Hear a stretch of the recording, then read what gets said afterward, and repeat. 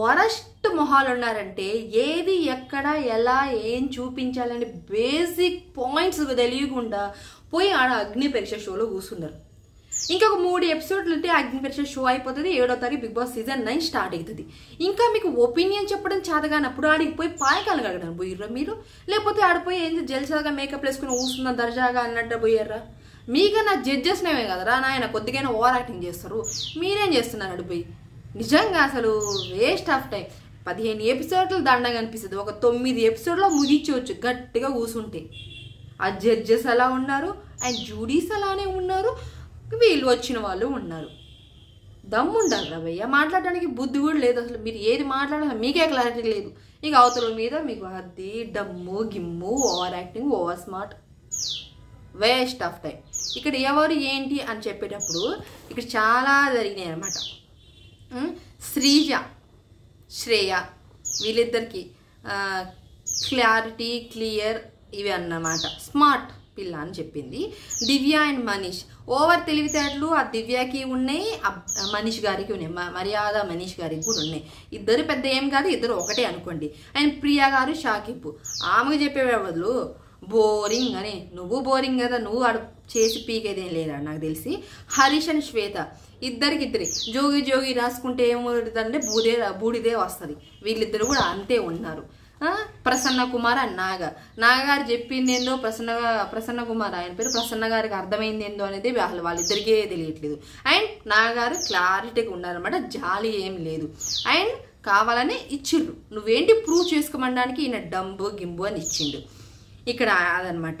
ఇక్కడ ప్రసన్న కుమార్ మీకు ఇంకెవరి మీద అయినా ఒపీనియన్ ఉందా అని అడిగితే హరీష్ గారికి కూడా కరెక్ట్ పాయింట్ చెప్పలేకపోతున్నారు.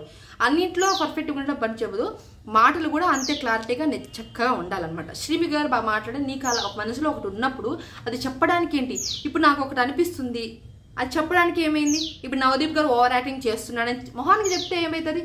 చెప్పేదే గేమ్ కదా, ఆడి మనకు డబ్బులు ఇచ్చి కూర్చోబెట్టి ఉట్టికి ఫ్రేమ్ ఏం రావట్లేదు కదా, ఆడిపోయి మనం ఏంటో చెప్పాలి. అన్నీ చేయకుండా మీరేందో మీరు ఓవర్ యాక్టింగ్ ఏమో నాకు అనిపించింది బేసిక్గా చెప్పాలంటే. పవన్ కళ్యాణ్ పవన్ ఇద్దరికి దొందే, చోటుడి ముందు శంఖ వాగినట్టే. ఇద్దరు తక్కువేం కాదు, ఇద్దరు ఒకటే బేసిక్గా ఒక మాట చెప్పాలంటే. ఇక నాకు బాగా అనిపించింది ఏంటంటే కలికికి ఆమెని ఎవరి మీద ఒపీనియన్ లేదో, మరి అసలు ఎందుకుందో గేమ్లో అనేది కూడా నాకు బేసిక్గా అర్థం కాని విషయం. లూజర్ అనుష దివ్య, ఎందుకు నువ్వేం చేయించినావు, ఇవేం చేసింది, ఇద్దరే కదా, అయినా మీకేందో ఒక గేమ్ పెట్టిరు 7 జంటల్లాగా, చిన్న ఫుడ్ ఐటమ్స్ అవి అనమాట. ఇక్కడ నాకు షాకిబ్ ప్రియా వాళ్ళు టీంకి ఎందుకో నాకు మంచిగా అనిపించలేదు అనమాట. వాళ్ళు కొంచెం మిస్టేక్ చేసిర్రు, తప్పు అని చెప్తే అయిపోయాయి, కానీ గేమ్ల నుంచి తీసేంత పెద్ద తప్పు కూడా వాళ్ళు ఏం చేయలేదు. బట్ వాళ్ళకి కూడా అనుష లాగానే తనకు కూడా 2 పాయింట్స్ వచ్చాయి కదా, లీడ్లో ఉండేవాడేమో, గెలిచేవాడేమో అబ్బాయి, ఓటర్ పిల్లకి వచ్చేవాడే కదా. బట్ ఇక్కడ పద్ధతి ఏం నచ్చలేదు, జడ్జిమెంటే అసలు రాంగ్ డెసిషన్ అనిపించింది. ఓవర్గా చేసిర్రు అనిపించింది అక్కడ. ఆయన చేసిన చిన్న మిస్టేకే, గోరంతే మీరు దాన్ని కొండంతా చేసి చూపించారు. బట్ నాకు అక్కడ ఏం నచ్చలేదు అనమాట. మొత్తానికి నాగారు గెలిచిరు, ప్రసన్న కుమార్ ఓటర్లు అనేది చేసుకున్నారనమాట. నాకు తెలిసి ఇంకొక ఎపిసోడ్ చేసేసి ఎవరు ఏంటి అనేది తీసేస్తే ఒక పని అయిపోతుంది.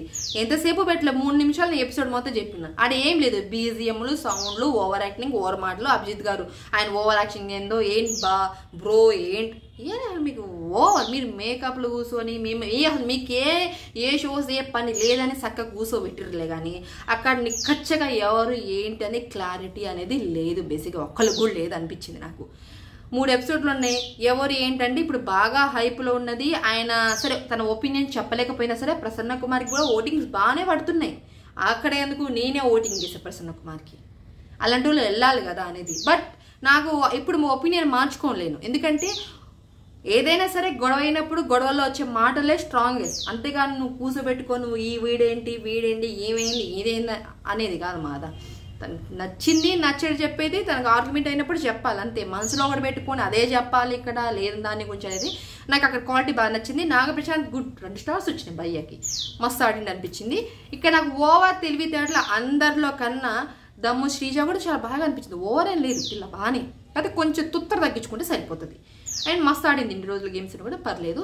ఇక్కడ అదే మర్యాద మనీష్ కొంచెం ఓవర్ స్మార్ట్, ఓవర్ థింకింగ్ ఎక్కువైంది పిల్లోడికి.